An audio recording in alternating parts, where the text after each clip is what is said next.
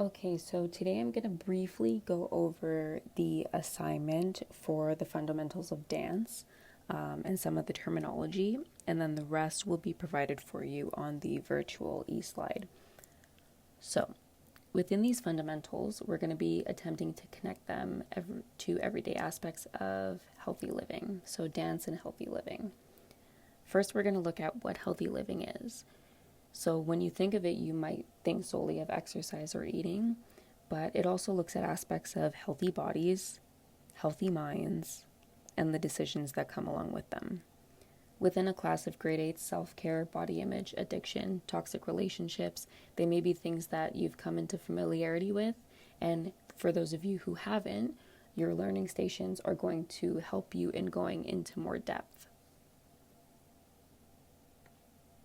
And I just also want to note that for those of you who have come forward letting me know of any subjects that you'd like to avoid, please note that I have listened and planned accordingly. So in your learning stations that you'll be put into after this, you're going to be look at eating disorders, cosmetic procedures, addiction, and toxic relationships. Those are your topics, and the point of them is to get familiar, to brainstorm with your team members, to collaborate, and to make notes of your findings.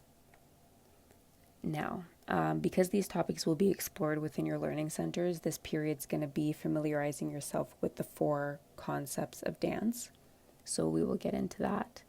The first one is body. So the exact examples of this will be posted on the slides for reference. So some questions to consider are, what does the body movement of the dancer tell you? Are they confident? Are they sad? Are they injured? Are they depressed? Do they use their upper body or their lower body? Do they jump? Do they crawl? Do they barely move at all? What does that movement tell you about the character, and what does it tell you about the story? Then we go into the concept of time. So stillness, rhythm, without music, with music. What does the speed or the lack of the dance and the music tell you? Does it go from slow to fast or fast to slow? If your dance is about a situation where you feel rushed or peer pressured, would the dance or music be fast or slow paced? Then we go into energy, so the quality, the fluidity.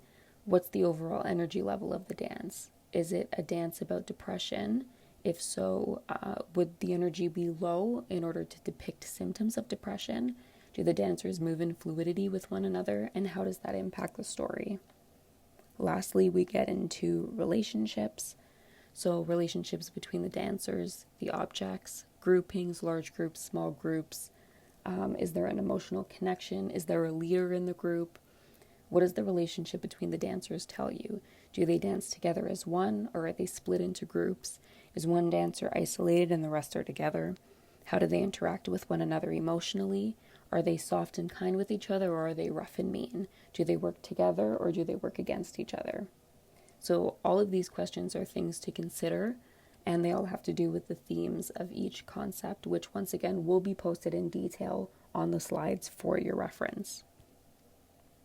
Now, knowing the concepts, it's important to analyze and critique the work that you view within these learning stations, because at the end of the day, it's you as the viewer who has the final say on the interpretation of the piece.